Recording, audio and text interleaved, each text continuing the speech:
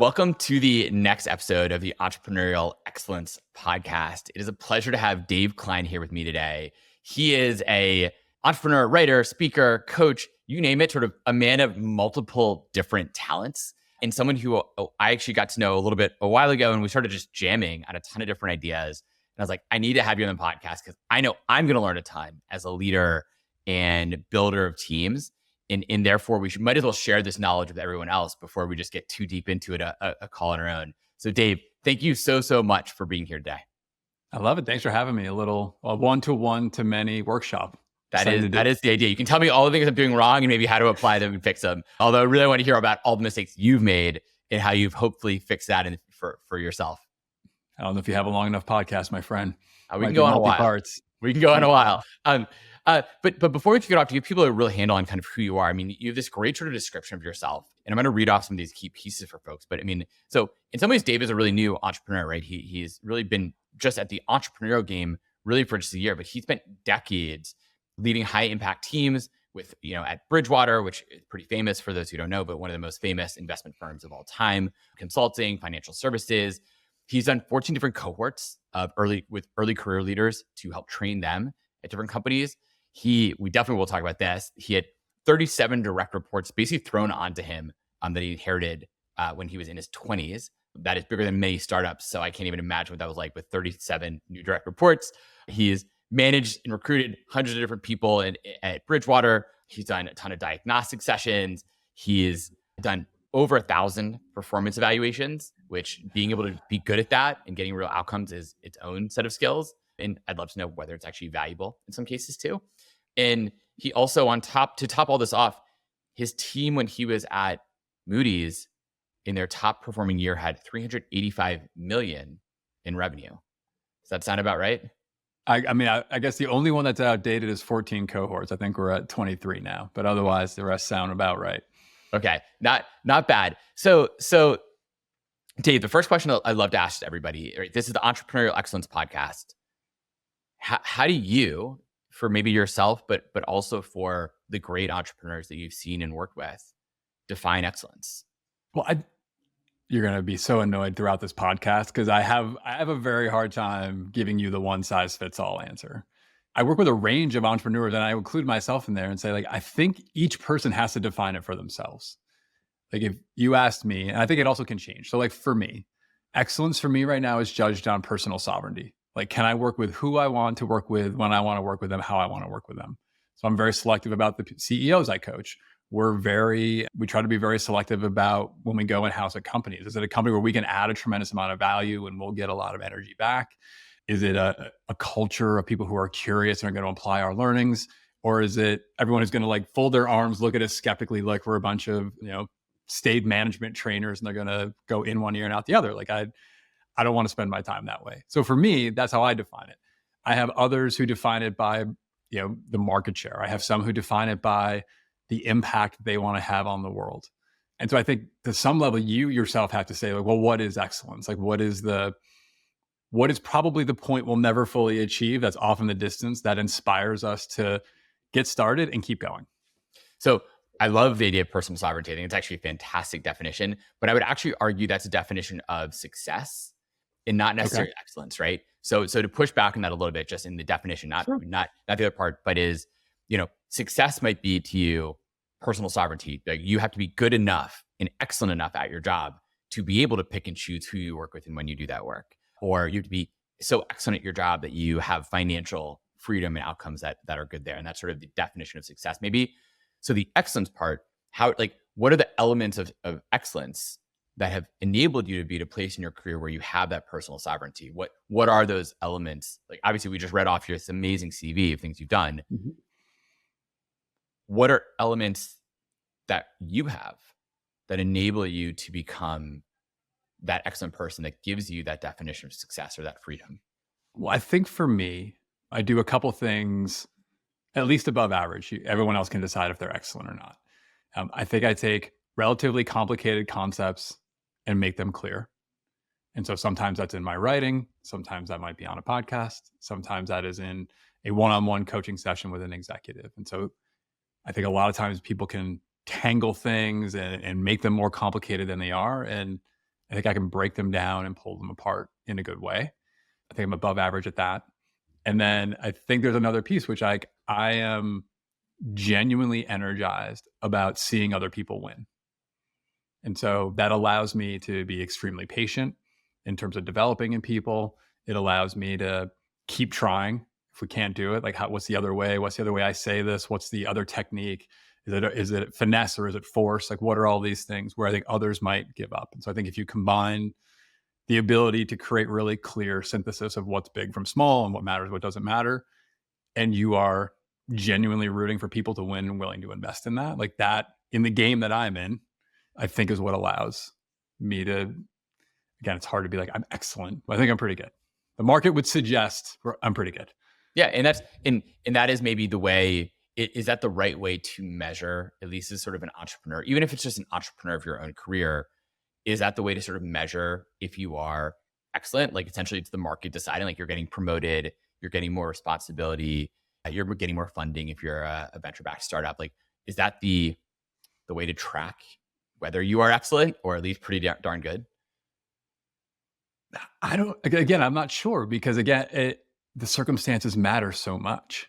Like, I think you could argue that there are people who would be approaching their entrepreneurial journey not from the VC backed high return way, not from the bootstrapped, I have to feed my family sort of way, but from the almost closer to art.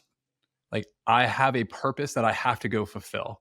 And to some degree, if I happen to have some of these other basic needs met, the market isn't my measure of success. Like, the process might be, it could be, the not that they'll pay for it or not that they do, but that you're going to keep trying and doing these things and having these impact. I think you can, there's components of businesses you can think of that way. So it's certainly one for me. Like, I am definitely doing this both to have the impact I want to have and to provide for my family and things of that nature. So it would not work if it didn't happen, but I don't think that everyone has to just measure it that way. Do you think the people you work with, do they measure things like, are the ones who are really, really good, right? Think about either ones you've worked with or ones you've read about, right? We all know about the Elon Musk, the Jeff Bezos, the Steve Jobs, whatever of the world. What do you think it was that was driving them to achieve at the levels that they did and still do for some of them? I think if I look across the 4 or 5 that I knew pretty well and who achieved pretty high levels of success, it's either impact or their own curiosity. If I'm sort of like look for the themes across them, like a very few of them, even if they have attained financial wealth, it was much more about the impact they wanted to have on the world, right? Like, I have someone in the health and beauty space, but he's not like, oh, I want to have a yacht. He's like, I want to make healthcare more affordable and available to people who right now are priced out. Like, that's the mission he's on. Even though if you looked at his current business, you'd be like, those two things don't match. But he also knows, like, very pragmatically, that to get to there, I need to have a viable, profitable, each profitable part of the business stacks onto the next, onto the next, onto the next to create the platform that lets him have the impact he wants to have. But he's not driven by just the money. It's what the money then enables down the road.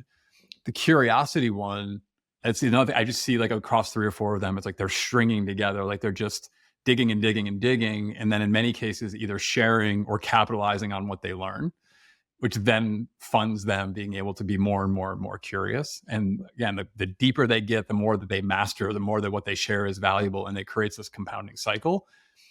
But I think if you said, are you driven by the curiosity or driven by the money? Most of them would say, whether you believe them or not, I think they believe it. The money is the byproduct. The curiosity is the drive. Yeah, that's certainly a view that I share of the world and why I do what I do. But so taking that part as well, there's still some difference of what makes maybe for the most excellent entrepreneurs. And what I mean by that basically, right, is you probably work with lots of people who have all the right qualities, right? They're super curious, they're hungry, they're incredibly bright, and yet they still quote unquote fail, right? There's lots of definitions of failure, but like they still sort of fail, like their business doesn't work. What did they miss? Were they missing grit? Were they missing just the market timing? Like what are the elements you think that made them not achieve the outcome despite having what you might externally believe are the right qualities? I mean, they probably didn't have the right qualities. is the reality. Like I'm not trying to say that to be glib or anything. I mean, No, it's I think a hard truth for a lot of people to hear is like, we all think we're really smart. And the truth is maybe you're not quite as good as you think you are. well, and I think there's this big bucket of qualities, and like because it's very easy to go to this level of synthetic like entrepreneur. But like, if we come down a click, like the person who wants to be the entrepreneur who has a eco-friendly dry cleaner in one town requires a set of capabilities probably different than, I don't know, a company I'm an advisor for, where they want to be running the operations of every company on earth. Like, okay, like we believe that companies should only focus on the value added work that they do, and they could just literally let us be the operating system for all the rest. I'm like, okay, those are very different. They're both entrepreneurs, wildly different capabilities to go do those two things. And so I think when I say that, it's like a capability mismatch to the opportunity. So like there's that, and I'd say that's probably 80%. I think the other 20% is luck. Like if you talk to all these successful entrepreneurs, they will point to and say like, I caught a break somewhere. Right place, right time, right intro at the moment I needed it, funding that fell out of the sky right before we went under. Like there's all these little, and so I think you might even have the right capabilities matched to the right opportunity and get unlucky. And some of them also get lucky. But I bet if you really stare at the ones who came up short, there was some key ingredient that was missing. So I kind of like the contrast between sort of the dry cleaner and sort of the world spanning operations company. What do you think differentiates those founders, right? Is it just a lack of a difference, not lack of, is it a difference of ambition, or is it a difference of just ambition, or in like also skill set, just the ability, like the training, the skill set, the experiences someone has? What are the differences there that you think create one who wants to go change the world versus change their small little community, both of which, to be clear and reiterate, like can be incredibly powerful and just as valuable? Yeah, I suspect it's a mix of, again, it's almost like tying back to like, well, how are they defining success, right? Some of it, you might be defining success as like a stable business to support my family. And another one might be literally running the world through the operations of every company. Those are just like, they're only common in as much as they're both businesses. Do you know what I mean? Yep. They're only common as entrepreneurs in that we're calling them both entrepreneurs, but like one is truly like a small local business owner and one is trying to be like a global titan. You know, like, and so they're probably more different than they are alike. We can find a middle abstract zone of they define a goal, they structure together the people, process, and technology to achieve that goal. They then pursue that goal and are coming up short in some way. Based on that signal, they refine their people, process, and technology until they achieve it, right? It's probably simpler in the dry cleaning world. You're like, there's a template. I could probably get away with a couple people, myself and a few other people who work there. The technology is like well proven. And so it's a probably relatively low reward, relatively low risk way to make a living. The other one is the opposite. Super ambiguous. You're going to need to assemble massive amounts of people in a short amount of time with the brightest minds in the world, convince all people that this is a great idea, even though it's against probably their incentives. It's going to take you probably 20 to 50 years to even put a dent in that ambition. You're going to need gajillions of dollars coming in to support you, or run extremely leanly and bootstrapped. Like there's just so much, they're just two totally different animals. And so the thing I would worry about is you're an entrepreneur sitting somewhere in between those two right now. And yeah, I think you can take that middle framework of like, here's my goal. What's my people, process, technology? Am I getting my outcome? If I'm not, how do I change it? Kind of works for everything. That's one of the things we teach in our program. But to look at those two people and say like, what's the through line? I'm like, I have a hunch they're probably more different than they are alike.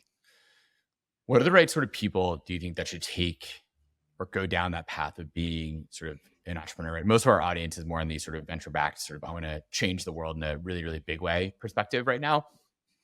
And what are the qualities or things that those sorts of folks should think about before they try to be either that excellent entrepreneur? And then we'll talk more about once you are working to be that entrepreneur, but like, what should you consider? Like, should you go be an entrepreneur? Should you go down that path or take a more traditional, I mean, frankly, even your career, right? You mostly were on, let's say, the traditional career path for a very long time.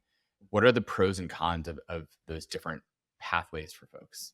Well, I thought where you were going is like, who, like, should you do this? Like, who should, like, what, if you were going in eyes wide open, should you jump into this? And like, what are sort of the criteria? Where my mind was going to, actually, it's really simple. Well, I guess there's two criteria. One is you genuinely want to. And I know that sounds silly. I intellectually wanted to for 20 years. If you had stopped me at a cocktail party, I'd be like, I'm going to have my own business. We're going to come up with this idea. It's just a matter of time, waiting for lightning to strike. But if I was honest, I didn't want to. Like I wanted to intellectually. I didn't want to with like my heart and soul. So sort of saying like it was like a sexy idea that you got excited by at the end of the yeah, it was aspirational. You were like annoyed at work. It was and aspirational me versus actual me. Yeah, it was and so I think if actual you and aspirational you line up and you want to do it, do it. Yeah. The only piece I would connect to that is, I would just be practical that you have a way to stay in the game long enough to win.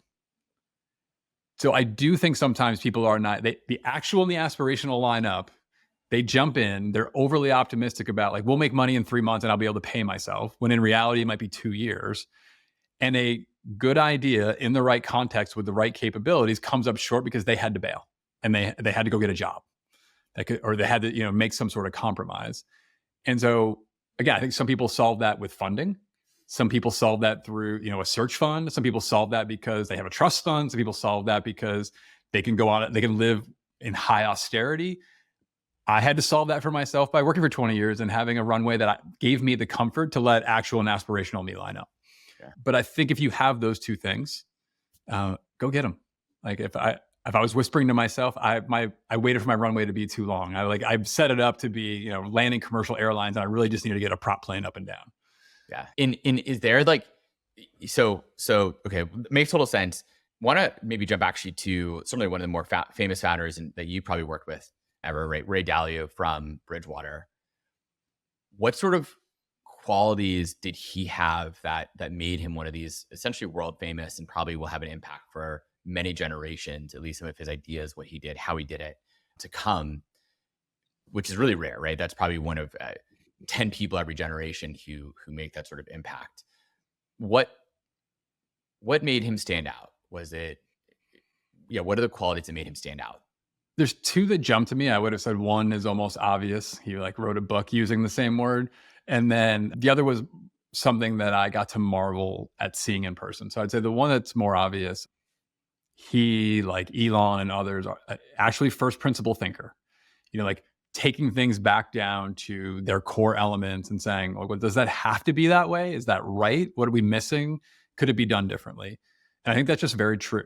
I think that is, if you say well, how did he stand out as top 5, top 10 investor of all time? I don't know, you can pick your poison. I think it was because he figured out more than one trick. And a lot of entrepreneurs, I think, can get lucky once. When you get lucky 3 or 4 times, you probably are onto something. And I do think it is that ability to go back down and saying, well, what was everyone else missing? How could we construct this differently? So he did that by separating alpha and beta with risk parity. He did that with a couple other elements of how we ran the fund. And so you're like, okay, that seems to be a pretty unique thing that it's easy to say, it's easy to put a post on LinkedIn, but actually quite hard to do. And love or hate Elon Musk, he seems to be doing the same thing. Yeah. Right. He can sort of go back down to things that everybody says is true one way and be like, no, we can re-land a rocket and cut the price down by 95%. Oh, interesting. So I think that one, and he wrote a book, he published his principles, he put them in the world, et cetera. The superpower that I think maybe would be harder for people to see, but I've seen it with him and I see it with 3 or 4 other CEOs I work with who are maybe not quite to his level of success, but it seems to be a superpower. So maybe it is something that people could aspire to. It is this ability to traverse from exceedingly strategic concepts down to details and back. And so it is, if you think of a macro investor, he's got this macro thesis, but then can run it down to a detail to check the thesis and learn from that data to say, oh, the macro thing was right or wrong. And I see this with they have this strategic vision, and then this random email will pass through their inbox and they'll be like, that detail doesn't fit the strategy and the macro worldview I have. Is my macro worldview wrong, or is that detail stink of something I need to go deal with? And so being able to traverse this strategic operational like elevation was crazy to watch. You would have thought like I was sort of interacting with him on the tail end of 40 years. And so you would think most people would be like, I'm kind of hands off. I don't have command of the details. And he could just like zoom right down into like the most minute thing. Sat down in a conference room one time and was like, that whiteboard is not the right height. You're like, what? And lo and behold, it was like hung 4 inches incorrectly. There was an entire case about excellence in operations. It was like very funny sidebar, but you're just like, oh, okay, you're one of those. So I mean, on both of those points, right? Working from first principles and also just being able to zoom in and out really quickly from the macro to the micro. Mm-hmm. Are there ways on both those points for entrepreneurs to train themselves, number one? And sort of number two, how do you know if you're good at that, right? When you're describing this as an example, I don't think I'm as good as I should be on working from first principles. I think I'm okay. But I also, when you're talking about like, hey, like I think, oh yeah, like I have this really big strategic vision for what I want to accomplish. I feel I can go pretty deep on the details, know what most of my team's doing and when without being a micromanager. But I'm like, am I actually excellent at that? Or am I just like hung up with my own ideas and I hear a new detail from you, let's say about something. I'm like, that's probably not right. I'm going to keep going with my vision and kind of discard it. Cause that's what a lot of people do when they hear contradictory information. They discard it. So they keep in their own they want to stay in their own little bubble. And I worry that me as an entrepreneur, I'm stuck in that world sometimes. So how do I know I'm excellent at it? Or how do I train myself to be good at those two things? Look, at the first principles thinking piece, I think, but a lot of it is just, I don't know how to tell you whether you can be excellent or not. I think you're closer to excellent if you even spend any time doing it. Like I think 80-20 people don't. And so how often do you step back on your business or aspects of your business and just say like, what are we assuming? What are we getting wrong? I had an interesting conversation. One of our students also happens to be an organizational psychologist, PhD. And we both have kids who play soccer. And I won't be able to remember all the names, but he was like rattling off all of these amazing people he got to work with while doing some of his PhD work, a bunch of like authors you've heard of. And he was saying, one of the first questions they asked was like, well, what makes an excellent soccer player? And he was just going to leave it there. And I was like, well, wait. I have a soccer player. I need to know the answer. I'm like, did you figure it out? And he was like, oh, we did. He's like, so first principles for a soccer player is someone who can create the most danger in the least amount of space and time. Sounds very fuzzy though. How do you define it? How do you define those things, right? Of course, but at some level, I've been watching the game and playing the game for 30 or 40 years. I never would have uttered those words to you. Fair. But then you start to pull it apart. You're like, okay, well, most danger, least amount of space and time. So then you start to say to yourself, well, what is danger from this perspective of soccer? Well, the most dangerous thing you can do in soccer is put a ball in the goal. Yeah. Right. The second most dangerous thing you could do is probably pass it to a teammate who could easily put the ball in the goal. The next thing you could do is pass a ball past multiple defenders to improve the odds of getting to the ball to put it in the goal. And so you sort of work back from all those things. And so all of a sudden it starts to make sense. Like, well, what are the right drills to be doing? What's the right system to be running? You're constantly trying to optimize for the most danger that you're creating. Then as a player, the best ones are most effective in the least time and space, right? So, okay, well, what can I do as a player? I can do things that create more space. So that's why I want to be faster. I can outrun people to create space. I want to be checking my shoulders and drifting away from my defenders. So I get a little bit more time because I create a little bit more space. I want to anticipate where the ball is going to go when I receive it, because then I don't have to touch it 3 times before I play it. I play it 1 touch. And so I've created more time, or I don't need space. I've reduced the amount of space I need. I reduced the amount of time I need. So again, you start to play with those pieces. And it just struck me that was a very relevant version of first principles, where like it's a game I've watched for 4 decades. I've played it. I never thought about it in that way, and then could connect it back to then saying, oh, I know why we do these drills. I know why we run these plays. I know why people play these positions. Oh, you should be adjusting this way in that same sort of thing. So how do we do the same thing with our business? Like, if you really keep pushing yourself down and down and down to like, what is the core element of your business? And then what's driving that? Like, what's your cascade of goals and assists and breaking lines, et cetera, for your business? And then what would that change about how you do it? It probably would have you landing rockets back on the pad. And are there elements do you think go across every business? So in other words, what I would, to keep using your analogy, the example you just gave, that applies arguably to every soccer player on every soccer team in the world, right? Those principles in the working on those to get better at being dangerous applies across the board. And it's something that your kids can do when they're trying to be great at soccer, all the way up to world-class soccer players. Yep. Are there elements that apply in your mind to every business where it's like, let's break down to the very fundamentals of what I want to do right and can do right? And maybe my idea isn't to go to Mars and create a rocket, but there are certain things that I should be able to do that for my business will let me land the equivalent of rockets. My hunch is yes, but in a way that isn't sufficiently granular enough to be helpful. Okay. Do you know what I mean? Like you could elevate every business and say, well, there's a customer. I need to have a customer. I need to have someone who's willing to trade me money for value. Otherwise I don't really have a business. I need to have, okay, so if that's true, if you sort of say like, that's the nuclear element, right? I give you a piece of value, you give me $1. If I have created value in excess of the $1, you're likely to give me a second $1 so you can keep arbitraging that value. If it's such an excess amount of value that it's amazing, you'll tell your friends. And now I have multiple customers who are doing the same thing. But at some point I'll run out of my ability to service you. And so then I will either need to get leverage from technology, right? I can use software to help me be more efficient. Eventually I'll need to get leverage from humans. So there's more of me. Eventually those will specialize. So you sort of keep pulling it apart. And so the thing I worry about is like at that level, everyone can kind of nod along.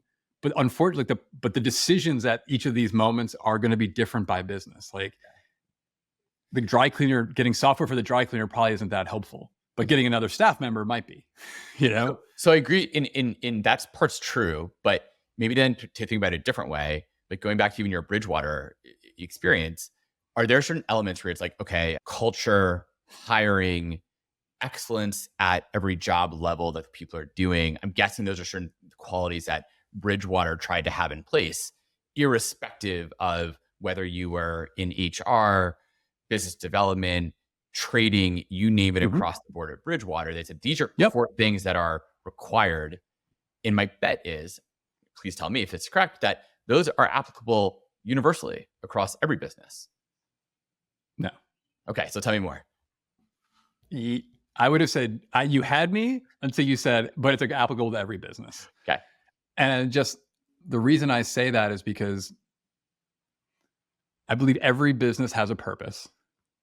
And the thing you're describing are there behaviors that you expect everybody on that team to have that you think give you a unique ability to achieve that purpose, to win that game? Right. Well, so sort of, once again, that's why like the same thing with soccer, right? Everyone needs to be strong. You need to be good at dribbling and passing and sort of the fundamentals of the game. What are the fundamentals of excellent business or entrepreneurs? But yes and no. Like you can choose. Like at some level, even the things I was saying of most danger, least time, and least space, each system, each manager, each coach is going to prioritize the maximization of those first principles in different ways. They're going to say, like, I don't actually, like, just go to the extreme. The most dangerous thing you can do is score. If I have no people who can score, then the next most dangerous thing I can do is prevent the other team from scoring. Right? And so you see these teams that don't have any offensive threat, and so they run a system with 8 people in the back, and they prioritize their money on defense, and they try to slug out 0-0 and 1-0, like ties and 1-0 wins. And that is not, but that's not universal. If you're Manchester City, like you're not playing that way. Right? You're like, I've got weapons. The most dangerous thing I can do is just keep throwing the ball up front into zone 16 and crushing. And so the reason I said yes to Bridgewater but no to everybody is like our behaviors were different. You can't take our 5 or 6 non-negotiable behaviors. Like you had to be willing to debate. You had to be willing to speak truth to power. You had to be able to metabolize feedback. Intellectually, people would look at that and be like, yeah, that's everywhere. I'm like, no way. Like that is some places. We taught like a thing that might make it most like pop most viscerally. There was a large telecommunications company that we ran our program at. And the person who brought us in said, could you also teach some Harvard cases? I just love the case study methodology. And so we picked 2 cases. One of the cases was on Netflix. And so the Netflix, 100-page PowerPoint of their culture made the rounds, and they've rewritten it. It honestly like transformed a lot of the lexicon around business over the last 15 years, right? This idea of we're not family, we're an elite sports team, et cetera. So we go through this case with this Fortune 50 telecommunications company. Everybody in that room had an average tenure of 21 years. They were appalled. Not like, oh, I don't get it, or not. They were like viscerally appalled that anybody would run a company that ruthless. Really? Appalled. Because for them, it had been loyalty, it had been family, it had been nurturing people, it had been like these local groups rolling up into this large company. And so here's the thing. By most people's like outside view, a Fortune 50 company and Netflix would both be wildly successful. The behaviors on one side appalled the other, and the behaviors over here were designed to repel people like this. Mm-hmm. And so that's why, like, yes, within the company, but no, not across company. I think when you're talking about like the top performing companies, they get very precise about the behaviors and the combination of behaviors that they think will let them win, and that you will not find that fingerprint in the same way anywhere else.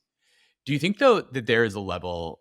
So I hear you, and I love that we're kind of pushing back on this stuff a little bit, right? Which is, so the Netflix stuff, I understand why it might appall people at the time, but my guess is every one of those executives, when you look now, 10, 12 years, 15 years after that's been published, would love to have been a part of Netflix's story from a financial gain in return perspective, number one. And two, that Fortune 50 probably has adopted a lot of those ideas that Netflix had, partially because maybe if you go from first principles, when you break all those things down, at least for the world that we are in today versus when that Fortune 50 became a Fortune 50, those were principles that make sense for the next generation. And there's probably going to be another thing that's going to make the Netflix executives be like, that's insane. Why would we ever work that way? And they might not get it until the world changes again. But is it sort of like, at the time, I can understand why it appalls people, but in the end, from a first principles perspective, were the Netflix DCs and ideas the right ones, at least for that time period? Well, we were teaching this a year ago. So really, that was only a year ago. Gosh, man, like I mean, maybe I've been in the tech ecosystem for way too long. To me, that sounds insane that you wouldn't be like, this makes a ton of sense, because no one stays at a job. Like the average tenure is 2 to 4 years, maybe an average of 2.5 years or something. Average tenure across the board, not just at tech companies. So to think that anyone is in a job for 21 years is bonkers to me, and I could even argue not particularly healthy for that company or that individual. But that's a different maybe discussion. But no, I think that, look, I recognize your audience tilts that world. The part that's been so simultaneously eye-opening and refreshing for me, whether it's the 6 or 7 CEOs that I coach are in such wildly different businesses. I've got e-commerce, I've got hard industrials, I've got AI. No, like they are all running very different businesses with very different behaviors. Like it is like, and again, yes, I can go one level up and say, well, the thing they have in common is that they have clearly codified cultural values. But then when I go into, are they all the same values? I'm like, nope, wildly different. But it's just like it, but it's so, because it's so context dependent, it's industry dependent. It's like, who's your population? Like the AI company is like some of the brightest minds in the world.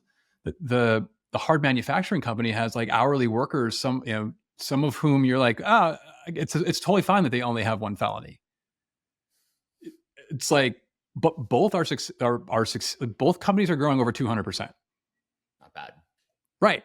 And so it's like stuff like that that sort of made me open my eyes to like the wide range of ways that successful companies can operate, and just how much like this, for me, I think that if there was a headline thing, it's like your system has to fit your reality. Like you have to, sort of drift into sports, right? If you go back to the Rams 5 years ago, like Sean McVay's like, I ran my system to the level that I thought Jared Goff at that point could handle it. Then they trade Goff for Stafford. He ups the system. He like made the system more complicated, and Stafford could handle it, and they win the Super Bowl. Now, Goff's doing his thing, but again, now Goff's thriving in a different system, a simpler. And so you're like, that matching between what game am I trying to play? What system do I have relative to the talent? I think is closer to the universal principle. But then once you try to turn that into the proper noun to level down, I think it falls apart. So are there a few things there? Like one, are there any fundamentals still? Like I know I keep pressing on this, but like, are there fundamentals you still say are unique? Like you said, like they all have a mission, like a mission and a vision and a set of values. Is that something that across these businesses you say is pretty clear and important that you should put in place, or they just organically grow and you don't have to sort of put them in place? Even those? Well, I understand those will be different for every company, but are there certain like hey, they all should have something that they try to live by? Yeah. And again, I get so stuck on missions and visions. I'm like, I think as long as everybody knows, like, what's our purpose for being here? And again, even when you go into that, some people will write that purpose as so aspirational, and some will write it super concrete. We want to be like the number one provider of gypsum in Iowa. Like, okay, great. Like, I don't know that gets people to leap out of bed, and this one, I want to get to Mars and sustain human life. But you're attracting two different people. You know what I mean? Like, these people probably aren't going to try to go to Mars, and the Mars people probably aren't selling gypsum. And so I do think you need to have that purpose. You can call it a vision, a mission, whatever. But there's we agree this is why we're here, why putting up with each other, which is hard and complicated, is worth the tax so that we can achieve more. Like, that's the purpose. The reason we do this is because we can do more of this together than we can do it by ourselves. Mm-hmm. And we're willing to make those concessions, as a tribe, as a group, as a team, as a company, to achieve that purpose. And so I agree. Yes, you need to have something. And then I think you should have an articulation of the behaviors you expect give you a chance to achieve that purpose, so that the right people can opt in and the wrong people can stay out. The cheapest time to not hire a bad hire is before they apply. Yep. So just be clear about the behaviors that are non-negotiable, so that anyone who's like, I don't want to operate that way, they just don't even apply. Yeah. No, we have a kind of detailed application at Levy on purpose. We want people to be scared away by it and say, like, I don't want to spend time on this. It's not the place for me. It's a great filter function. Are there then, going back to Bridgewater a little bit, but also the companies you advise, how do you hire or look for people who fit this? So sure, you can put stuff in place to sort of ward them away from even applying. What else do you look for to try to get people who are a right fit for your culture, who are going to stay hopefully for a longer tenure than the average, and help you really build whatever sort of company you want to build? Well, I think if I were just sort of walking front to back, right? So I've got this purpose, which you've well articulated. And then the scaring away is not to be underrated. So if I use Bridgewater example, we try to scare people away with videos. Like, hey, you have to watch these 3 hours of videos. Some of it's just the duration of watching the video. Some of it's like the content of the videos. But we were running into a case where people could intellectualize what we were doing.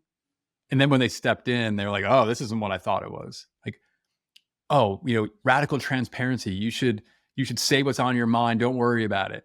And everyone's like, that sounds amazing, because they're looking at their company where they can't say anything. And they're like, wouldn't it be great if I could say something?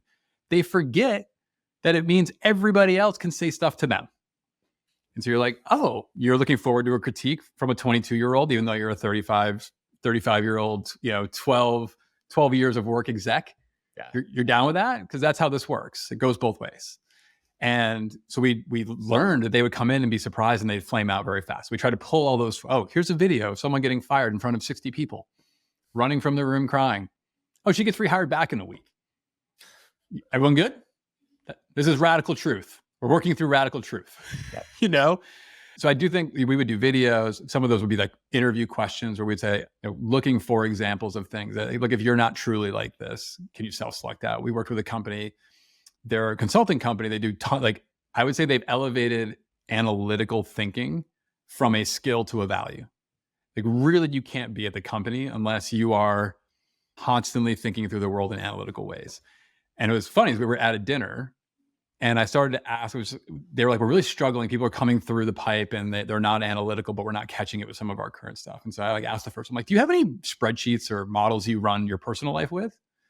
And the first one was like, oh yeah, I had this great budgeting spreadsheet, da-da-da. And then I was like, oh, that's interesting.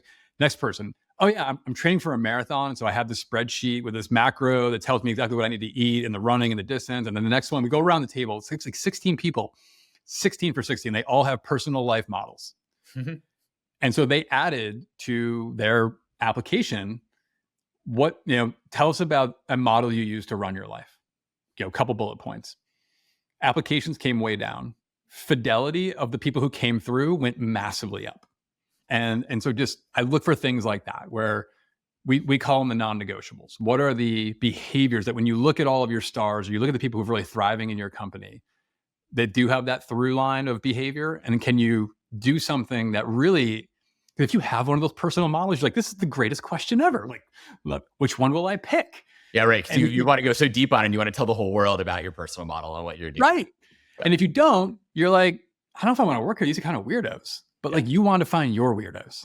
Yeah. Like that. So that's, I think it goes to knowing the purpose, then codifying the key non-negotiable behavior, and then picking the screen that is super interesting to the right people and very dissuading. Like when we teach the class, have you seen the Google one where they use the searches to give people the riddles? No. So you can find, if you search it on, if you ironically search it on Google, you can find screenshots of it. They were struggling to hire, I think it was Python coders at one point. And so if you did something like 3 or 4 Python related searches within a short period of time, the screen would split apart and it would be like, do you want to play a game? And if you said yes, they give you a Python, like a basic Python question. And if you answered that, they give you a second one, then a third one, and a fourth one. And the sixth one, the answer was an invitation to an interview. And so you think about that same thing where instead of trying to get everybody, they only got a very small subset of people. And then that idea of playing a game, like gamers, coders, like it was very resonant with the people they wanted. And for other people who maybe were just doing like a side college project or something else, would have been like, I don't have time for that. Yeah. But the curious who were like, oh, let me click in and see what's happening here, was that same sort of, it was clever filtering and attracting. Do you see a lot of the companies you work with doing something like that, like their own version, or at least the really good ones do some version of that? Yeah, I increasingly, I don't know if it's because I keep tricking them into it, or a lot of the ones we work with do it now. And some will do it with having people record a 1-minute video. Like for some, we're very much about storytelling. And so can you just tell me a story about something you're passionate about? And it's like a very cheap way to get like a 1-minute snippet. Can this person synthesize? Can they be compelling? Are they clear and articulate? How does that work? Are they lazy? Like there's a lot of people who get to that point, like, I can't record a 1-minute video, I'm out. And you're like, great. Please don't apply. A little bit of friction goes a long way. On that note, it's actually really funny. We recently implemented, partially some learnings from this podcast for me, doing videos, asking everyone to do a 3-minute video. And we just recently started doing it. And this actually sort of leads to a question too for you, which is, so one of the people who applied and got obviously very far in the process, because we asked it near the end, it's almost one of the last things we had them do.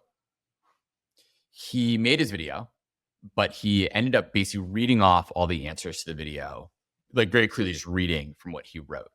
And so for all I know, he, wrote it himself. It didn't seem super authentic. And he was just literally reading. I'm like, well, if you're going to read it off, I can just read what you wrote. I don't need the video part. And we also say it needs to be 3 minutes. And he went over by like 45 seconds. And so there's a part of me that's like, okay, we're testing this out, but like what element of that it wasn't super authentic and you went over the time. Now you took the time to do it, you made the video. Should that be an automatic no? Or is that like, hey, like let's still test things out, but that's potentially something we should be careful about or watch? And the question that is, part of it, we need to hire for this role. Do we keep looking? Or do we say, let's give this person a shot? It's not a super senior role, to be clear. Like, do we give this person a shot? We need the help here. Put it on to provisional. Give it a shot. Let's see if you can step up really quickly and do this work well. Or just say, look, we put this in place for a reason, and we're going to kind of use this as a indication. We don't have data yet whether this is an indication of you're going to fail or not. We just think it might, because I've heard it from lots of other smart people to do something like this. So where do you draw the line when it comes to hiring? What is that bar especially when you try to weigh out your needs versus time to achieve XYZ goal? Is it too, I want to go to a place of knowing what the role is? Like, how important is this person? This is a sales, like business development role. So it's SDR, sales development rep. doing sort of outbound email campaigns. Yeah, out, gone. Okay, why? The reason I asked the question is because I would want the assessment to be matched to the role. So I could totally understand. I would have a different reaction if you said junior software developer. Totally. Yep. Agreed. Yep. Fair point. So, but I'm like, this person literally has to spend time constantly taking input from clients, which sometimes will be clear directions that they have to give a response to that match that directions. So they couldn't follow directions. They're not necessarily compelling, and or they're compelling, but were unwilling to do the work to, even if not perfectly read a boring script, cleverly solve the problem. Yeah. Like practice 3 times, get a teleprompter. Like it's not that hard to get your camera to be on top of your screen and read it in a way that doesn't make it totally obvious you're reading it. You miss an opportunity to be funny, compelling, like treat it like a sale. And so I have all that on one side. And then the other thing I would just say is, it's funny, my dad had a lot of kooky sayings, but at one point he was a recruiter. And he said a thing, I remember rolling my eyes at it. And then 20 years later, I'm like, oh, that was kooky, but like, they will never be better than they are in an interview. Yep.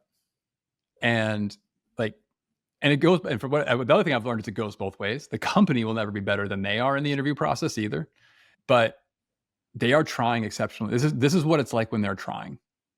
This is what it's like when, I would say, stress is mild. They're mildly stressed because they're trying to get the job. But what about when the customer's firing them, when things are burning down? You're like, if this is the best we can do, when you have time to prepare and are mildly stressed and you want something in your trial, like no. I'm like, if it's not a hell yes, it's a no.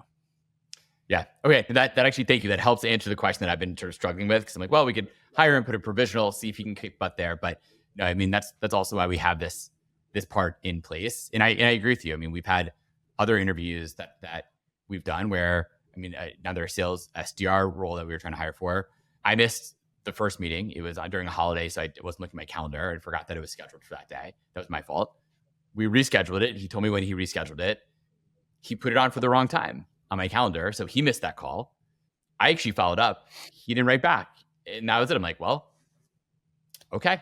Not a fit. If this is a role that you're supposed to be good at scheduling calls with potential customers and you didn't get the time right and missed it and then didn't follow up and massively apologize, like, okay, fine. Like people make some mistakes. Anyways, it's those things you just got to move on and keep looking. It is. I think the only question as you're talking through it, is that too late in the did you get to the right read too expensively? Like I sort of go to a place of, would I have wanted to know that about a sales rep in the application? Yeah, probably. Yeah. I think if you saw that exact same response, you wouldn't have done the interviews and gotten excited or, gotten even torn about whether they're a good hire or bad hire. You would have eliminated them. Yeah, no, and that's part of why we have our application is to try to filter out for that. And that's one thing where I don't look at the initial applications. We try to have our recruiter do that and kind of reminded her a bunch like, hey, look, if these applications are not good, even if their resume is a fit, especially for these roles, like that's a sign they're probably not a fit off the bat. Like if they write one sentence or a few bullet points and it's not good, just move on. But anyway, sorry. So it's not about Levy to talk in detail. But so when you think about hiring though, continuing on that thread, what does like that look like when it comes to like building that culture? So once again, I know your answer might be, well, it depends on each company, but is there a level of culture that you do think leads to the highest performing, most excellent companies, right? Is there sort of a level like, and I'll use some examples, right?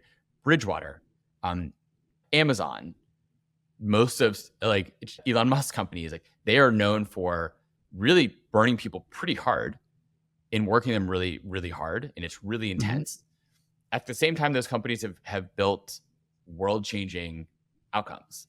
Is that a relatable thing, or is that not necessary? Or do we just know about those because they've done things in such a hardcore way? It gets in the news and people write books about it because it's sort of an interesting read. Like, what is that culture that leads to these great, well, quote unquote, great outcomes?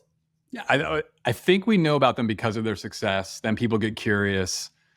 We backtrack into, well, what drove that? I do think there's this pendulum that swings a bit from everybody should work every minute of every day, hustle culture, to then swings to let's draw super clear boundaries and never go over them. And I feel like we were probably too far this way at one point, and then we've swung over way over here, and we're probably going to settle back in the middle. or it'll swing back and then it'll get crazy again. But I think I have these words that drive me crazy a little bit. So one of them is work-life balance. Like I don't like that. The work-life Because harmony, or do you like prefer that term, or it's actually just that doesn't exist? For me, I like peak performance. One of the CEOs I work with is very focused on that. And it's like a cool puzzle for me to think about. Again, this ties to a little bit of the love of sports, but it's, okay, well, I can't train my people incessantly or they all get hurt, they burn out, and we don't win. I can't not train my team, or we're unpracticed, we're undisciplined, and we get beat by the ones who are. And I don't think it's simply split the middle, right? There's something probably to the right of the distribution, but it sort of goes up and up and up and up and then falls off a cliff. And so like, how do you stay on this edge sustainably through time? Yep. And then I think probably what happens whether you look at Bridgewater, Amazon, Tesla, we poked into this a little bit because we were working with that same company and trying to say like, well, what does it mean to look like an owner? What does it mean to achieve peak performance? All these companies tend to have very barbelled communities. So they have some of the highest year one and year two turnover of any companies. Like people come in and get spit right out. I think part of that is cultural rejection. Part is, despite these companies trying to be like, we are going to work your ass off, people, it's the same thing. They're like, oh yeah, I'll be fine. I'm above average. Those people had to work really hard. I'll be fine at 50 hours. And they get in there like, oh, everyone's working 100 hours. This is for real. And so I think you have these high rejection rates. But the other side of the barbell is for the people who want to achieve, who are aligned to that mission, who do behave that way naturally, who do see the upside of what they're building, like the reward, either the societal reward, the financial reward, both, they're in for a long time. Yeah. Right? Like Bridgewater, we would talk about, we'd have like over a 30% attrition rate in 18 months. But like an average tenure, like once you got past those people, the average tenure was like a decade. Wow. Right. It actually makes me feel good because we have a decently high attrition rate as well at Levy, because we tell people like it is really hard. By month like 6, you're feeling like it's not going to work at all. But like month 9, you should be coming out of, we call it a valley of despair. You should be coming out of the valley of despair and be like, oh, I know how to do this job. It's actually not that bad. And I actually like get it, and it's exciting, and I understand what to do. But it's hard for people, and not everyone's, they all think it sounds easy. Like the last piece of research I saw, the warehouse workers aside, Amazon's average tenure is 11 months. Wow. That's crazy. But if you take away then, okay, the people who've been there for a little time, and then there's this huge pocket of people who are, no, I want to be here for a long time. Yeah. And so I do think that there is, again, at least these ones we're talking about, it's like, they're very clear about it's no different than the investment banks. The investment banks are not shy. If you're a 22-year-old and you want to go into investment banking, you know you're going to work 100 hours a week. Yeah. And that is something a lot of people aspire to. And then they get in there, and some of them are like, I am out. And then another subset of them is like, yeah, you're in here, but you're not good enough. And then the rest sort of keep going. And so I think that's part of it. If that's the thing you're trying to drive, I would just say, my advice is be very clear. Like there is no game called pretend you're a work-life balance company and then run them like these other ones. Just let the right people opt in, because even the ones who opt in half of them will opt out. And so I think being clear about that. But again, it has a little bit like, well, what's my mission and purpose, whatever words you want to use. What are the behavior? Like, do you want to run that way? There's other companies that are achieving success and they're doing the 4-day-a-week thing. There's other ones who are, other thing's been shocking for me working with some of my founders. Like I have 2 9-figure founders. They have less than 25 employees. Wow. They don't work that much. What did they get right? What's their secret? For a lot of them, it's a combination of systems and good people. They have a couple good lieutenants. They typically are digital businesses in some way. So there's software involved, or there's, the internet selling things, e-commerce, et cetera. But they have like so they have a massive TAM. They have good systems that are very easy to tune, and they have a couple of great people who are overseeing key components of those systems.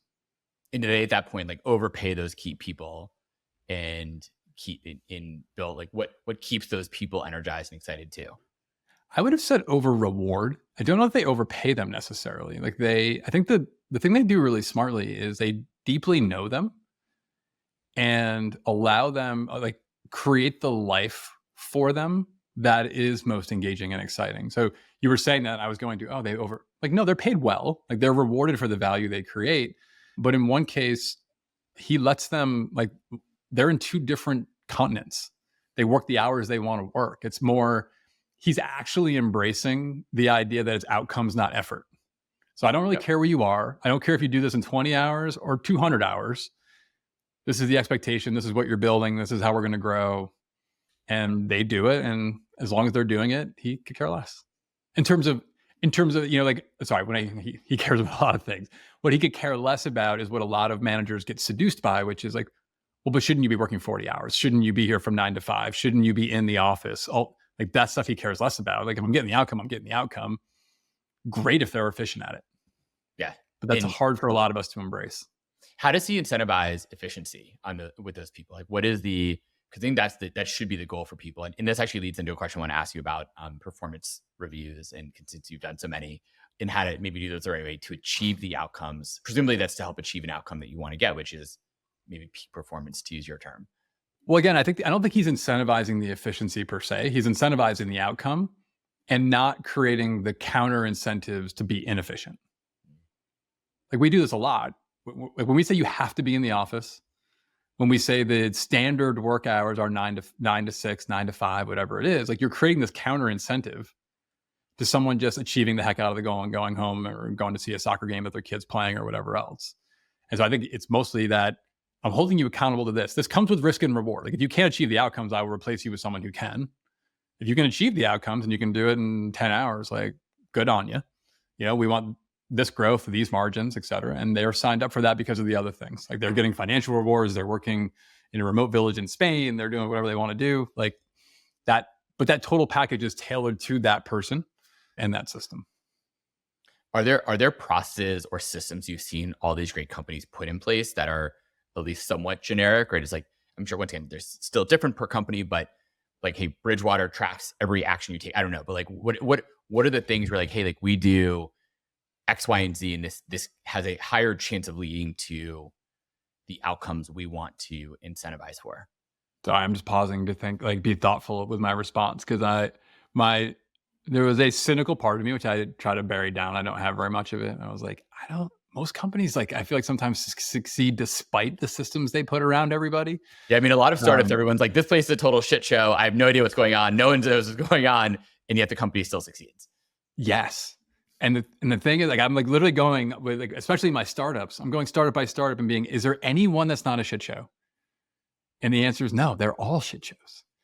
Because if you got something right, you're like the weird adolescent kid who woke up and, like, your pants don't fit me. Like, everything's like missized, and so some of the people don't really fit the job anymore, and the customers are like coming in faster than you can process them. So everything feels like a disaster. People are just pitching in. And so then the question becomes, well, when it's not like that, how do you incentivize them to keep that going? I honestly don't know that we cracked it. Like, I look at Bridgewater, and we sort of got very big. We probably much bigger headcount wise than we should have been relative to our sort of investment ambition at the time. You know, like, we had like 2 funds. Our primary fund was capped when I was there for 7 of the 10 years. Like, we had filled it. And we weren't saying, like, oh, let's use all these really smart people and go open up all these other businesses, these other funds. And so you had really smart people banging into each other, because you put really smart people in a fixed container, they will find a way to do stuff, whether it's accretive and value added is a totally different story. And so I guess probably what the best ones do is they keep forming and reforming in big enough boxes for the talent to fully, like, apply their talent, right? If you sort of look at, like, an Amazon, and they were books, and then they were, oh, we need to have servers to supply. Oh, now we're AWS. Now we're, like, Google did the same thing, right? It was my wife, who I run the business with, was at Google during when they bought DoubleClick, then they bought YouTube, and then, but you just kept pulling apart these smaller pieces so that you could put really talented people to go chase that opportunity. Like, the challenge I compared to Bridgewater was like a very confined, like, we kept the box confined in a certain way, and we just kept loading more talent into it because you could, and it seemed like a good idea, but it ultimately wasn't. So I don't know, I think that might be the key thing, is continuing to take on the right ambition relative to, like, what the talent, keeping the talent on that peak performance edge, Because if you don't, then like they're either going to drift back or they're going to go find something else more exciting. And is that coming down from like the leader, like so from Ray Dalio saying like we need to keep we need to keep things at the certain standards, but we need to keep changing the business as the business itself is changing, or once again like Google, same sort of thing. Like let's keep updating who we are, first principles thinking, modify and make these changes. Like where did that ability to keep it peak come from? Because once again, a lot of these companies, they don't, to your point, they don't just have one big thing. They are successful year after year after year, despite changing business conditions. Yeah, like again, I don't know if I would be pointing to a Bridgewater. I mean, I think they're running it differently now, like from what I can see from a distance, and in a way that might be more aligned to what I'm about to say. But I could point to a different company I'm working with, and they've done really that. Like they had slow success for 6 or 7 years. Now they've had rampant success in the core business. Well, a couple of things happened. They've outgrown some of the people who were in the 0 to 1 phase, but they're talented people for 0 to 1s. They looked at the Amazon and other models and said, well, there's some things we're doing for this core business that could actually be valuable to other people if we can do them right. And so what if we create these small new startups with these really talented 0 to 1 people that are currently a cost center for us? Could you create a business that serves this cost center in a more effective way? And then could you commercialize it outside? So one of the first places they did that with was recruiting. Like they've gotten their recruiting costs down to be below $1,000 a person, which is pretty crazy. Yeah. And so once they had that, and a lot of it's system driven, a lot of the stuff we just talked about with sort of screening, with psychometrics, with some of the application stuff that knocks people out programmatically. They're using AI for a bit of it. It gets a pretty cool system. And so now they're playing with, well, can we get 10? They got 10 customers and said, well, if we drop in their values instead of our values, if we change the assessments for them instead of us, can we supply talent for less than $1,000 to other people? And so that new, you know what I mean? That's a new container. Yes. People who are better served for that stage. You keep the talent connected. You drive value into the core business. You create this new option value of this new business. And they're doing, I think they've got 8 or 10 little things incubating like that, which I think is super cool and interesting and not different from what you would have seen play out with some of those big behemoths over time. And is that, so essentially, I mean, because one of the things that is top down. And was that though? So that's top down from the founder. Yep. Is there a risk that that's being distracting too? Like versus like, so there's sort of this trade-off between focus and shiny object syndrome. And where is the line between those? And is there a line? I think there is a line. I think the thing you would worry most about is how fluidly you're letting money move between the two things. But I think it's actually smart to say, I'm going to carve this thing out. It's a separate, it's almost like a separate company. Like, yep, you don't have to reinvent having your own legal team and own finance team and all these other, like, you can just sort of have our infrastructure support you. Yeah. And here's the money for your startup. But we expect you to be a running entity. We'll be your first customer. Here's how this is going to look. You know, we know what that costs because we're already paying it in soft costs. So we'll just make those more like hard costs. And then you get going. I think that the distraction would be, does the service level drop into the primary entity? Like if all of a sudden the recruiting thing took off so fast, you couldn't service your original company, that would be your primary thing. So how do you guard against that? But I think that's just a risk they're willing to take, because they're saying we'll be better off being a portfolio of 10 thriving B+ companies than we would be being totally concentrated as an A- singular company with all these cost centers. So we're willing to like trade that risk. I think you have to wall off the financials a bit, but you can't just keep for perpetuity using the profit engine to fund losing businesses. And so what are sort of your structure and covenants for that? I think those are the primary things. I actually think it can be more distracting to leave it all inside the same entity. Yeah, no, in those cases, it makes a ton of sense to sort of split them off. And I actually don't know it. Amazon did it with AWS originally, but my bet is it was sort of split off too as its own thing to some extent. So I want to go back to the question, the point you made about peak performance and sort of work-life balance, synthesis, whatever you want to say. What does that look like when it comes down to a lot of the founders, the great founders you've worked with? What does that mean? What is peak performance? How do they organize their days in weeks and months? I mean, again, a lot of the ones that I think achieve the highest, what you would say, commercial success. From the outsider, I think it would look like they were obsessed with their business. Being next to them and getting to know them a bit, I think they thought it was fun.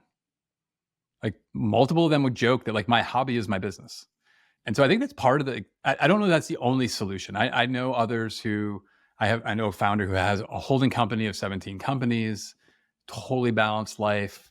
He just says something, he won't start a business unless he has a CEO. He incentivizes the CEO. He sits on the board. And so, yeah, he does 17 board meetings once a quarter.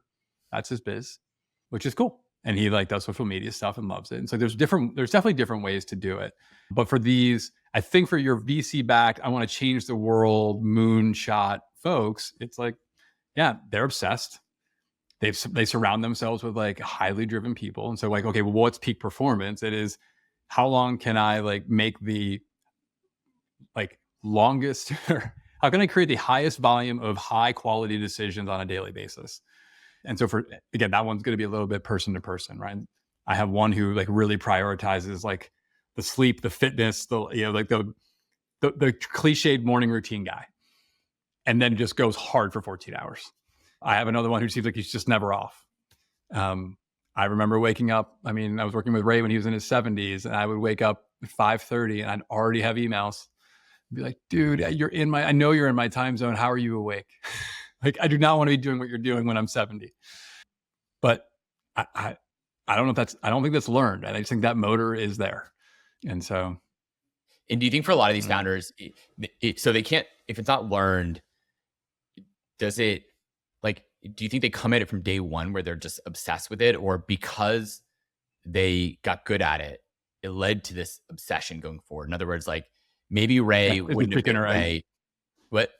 Is it chicken or egg? Yeah, it's a chicken or egg, right? Would Ray have been doing that at 5:30 in the morning or 5 a.m. in the morning if he was, even into 70s, if it wasn't for the fact that he had all this other success in the past that led him to then falling in love with it, right? Sort of the passion hypothesis to some extent. I could really only speak for the two or the three that I get to see over the shoulder. They, as far as I can tell, they were wired that way. Yeah. No matter what they were pointed at, they would have been. That's how they went. Yeah. One of the ones I have in my head, he played sports in college, so he was the captain of the football team, and then he started a non-for-profit when he, and then you just sort of go through it, and you're no matter what he was on, it was I would just outwork all of you. Yeah. I kind of have a thesis as an investor in early stage companies that some of the best founders are the ones who have a lot of prior success in sort of success, where he's they were captain of X, they did Y, they achieved Z. It could be in totally different industries or different types of modalities, but they were always the highest achiever and would sort of outwork everyone else.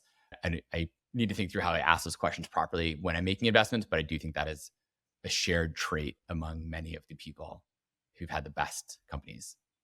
Well, it's funny. We get asked the question a lot on the other end of the spectrum. People will ask us, I had this underperformer. How do I know if I'm being patient enough? Am I investing enough? And so we'll go through, I have a series of cascading questions that help them get more comfortable working through that. But then I'm hop over the wall for a second. Do you have a star on your team? And inevitably, even if they don't currently have a star, they'll be, oh yeah, I've worked with stars. How long did it take you to know that they were a star? Usually the range is 2 to 4 weeks. Maybe sometimes people, the longest I've heard is 2 months. Okay. So you've worked with many stars in the past, and you've known within worst case 2 weeks, best case 2 weeks, worst case 2 months. Some camps before they walked in the door.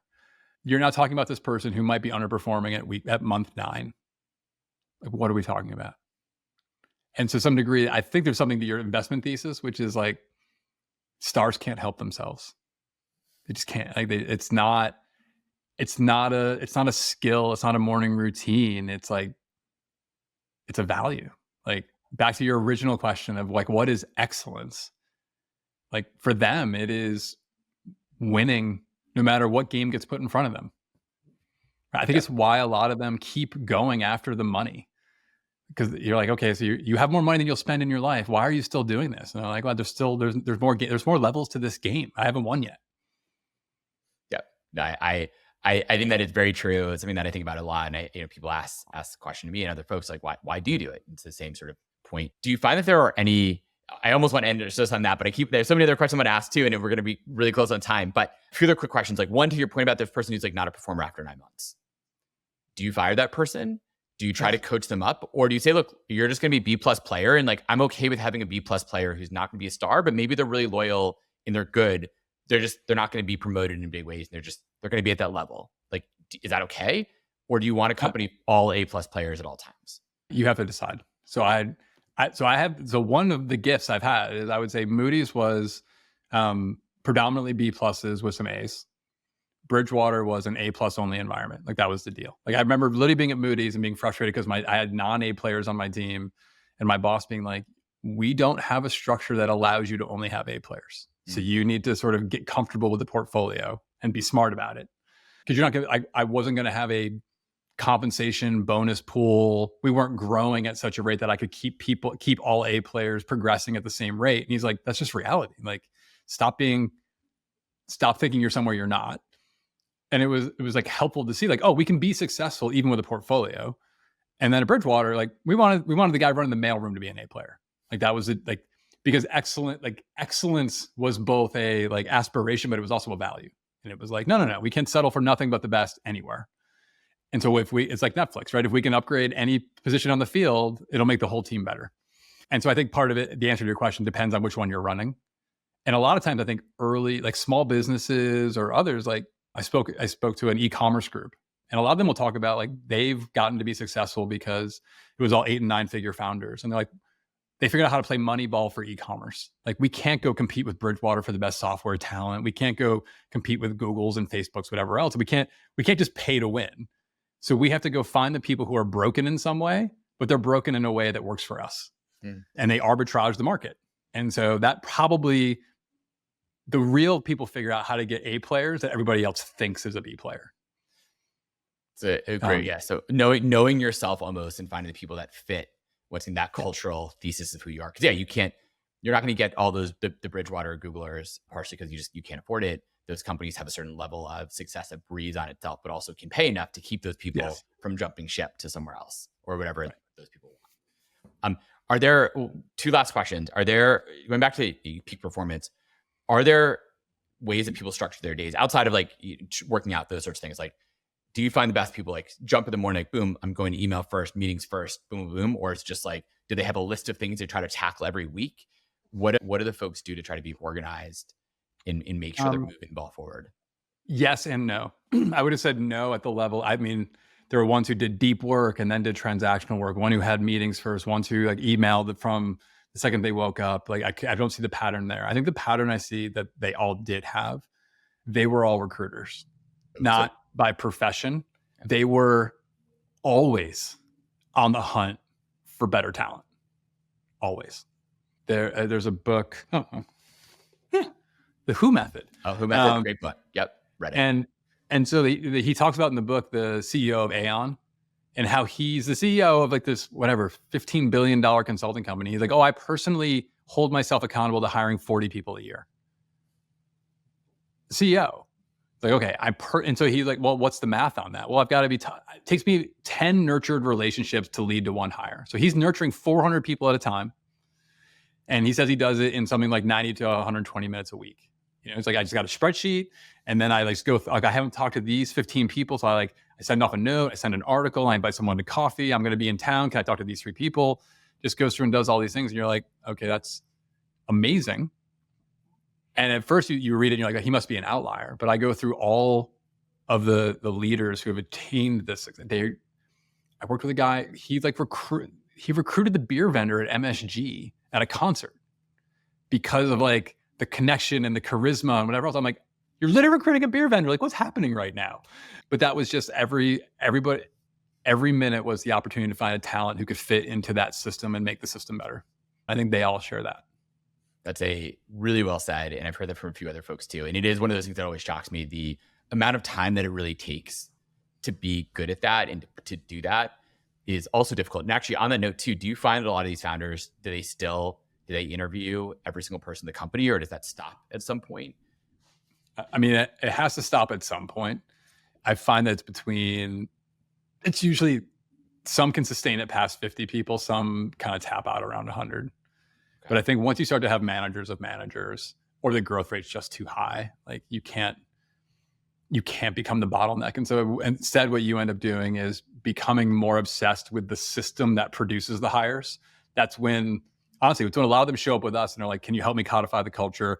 How do I put that down into how we operate? Like what's our rituals, our hiring practices, our recruiting it's not perfect, but it is like a high leverage way to 80-20, make sure that they sort of spiritually show up in the interview process, even if they don't literally. Yeah. So the team is replicating the founder's mentality in the questions they're asking, how they're doing it. Exactly. Yeah, no, I personally try to do, and I'm not doing great at it, but send a message to one person I haven't talked to in a long time every day, one sort of person every single day. And it's tough. Even that's one email that takes me a minute to write to one person who and I can just go through my LinkedIn thread this really quickly and find someone I haven't talked to in a long time, sort of for that purpose, but also just because you never know where those things lead.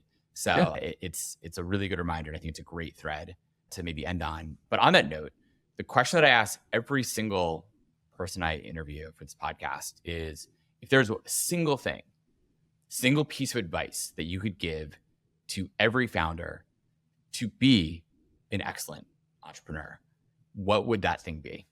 Well, I would have said the who will always be more important than the what, sort of tying to what we were just saying with talent. Like that you could have a great idea without the right people, it's not going to go very far. You can have a mediocre idea, and with great people, they'll turn it into a great idea. That said, we just talked about it. So let me click into it a half down. Every time I hired for credentials and sacrificed character, I paid for it. Every founder I have worked with, when they look back at bad co-founder matches, at bad senior hires, and you ask them, is it because the person wasn't capable or they weren't aligned on a value, a behavior basis? It is like 95% the latter. And so I think, especially early on, like there just aren't that many people. Each hire really matters. You feel such pressure to fill that capability gap, to fill that skill gap. It's very easy to get enamored by their resume, their background, the company they came from, and assume they'll be better later. Assume that character flaw was just an anomaly or that you can fix it. None of those things are true. If the character stuff doesn't line up, as hard as it is, keep looking. So character is the critical piece of advice. To follow up from that, then I have to ask, how do you make sure you are looking for the right characteristics of character? Like, is that partially knowing yourself well enough? Like, how do you do that the right way to be like, this is going to be a fit with my culture and team? Like, I think we're back to, most likely for early founders, the culture of the firm is a reflection of the culture of the founder or the founding team. So it is knowing those core behaviors and knowing which ones are non-negotiable for you, right? So just by making that tangible for Bridgewater, it was, can you metabolize feedback? Are you willing to hear feedback? Can you examine it and say, like, what does this mean? What does this not mean? And then could you take action and get better? If the cycle broke anywhere, you were going to fail. And so what we did, I did 1,000 culture interviews, or I don't know, 700 and something. And all I did was talk to people about 17 different ways that they had heard, metabolized, and applied feedback. And they all had a great first answer because everyone had that ready prepared. Like, now tell me another one and another one, and another one. And the people who were genuinely growth-minded feedback engines could have talked to me for hours. And the ones who weren't going to be a fit in the organization ran out of examples after 2. And so whatever that is, for that other organization we talked about earlier, it was analytic ability. For yours, whatever it might be, I would just say, like, get obsessed with that. The ones who naturally have it could talk to you about it for days. And the ones who are well polished for an interview will reveal their true colors very quickly. Love that. Dave, how can folks get in touch, find you, learn more about how you can advise and help their companies? You can find me. I'm pretty active on both Twitter and LinkedIn. So Dave Kline. I have a newsletter called The Management Playbook, which we send out once a week. And we run our leadership program open to the public, 4 or 5 times a year. We have one coming up at the end of June. So you can get lots of interactive access with me in one of those. Amazing. Thank you so much for your time. It is the most precious thing we have. So thank you for spending some of it with me. Thank you so much.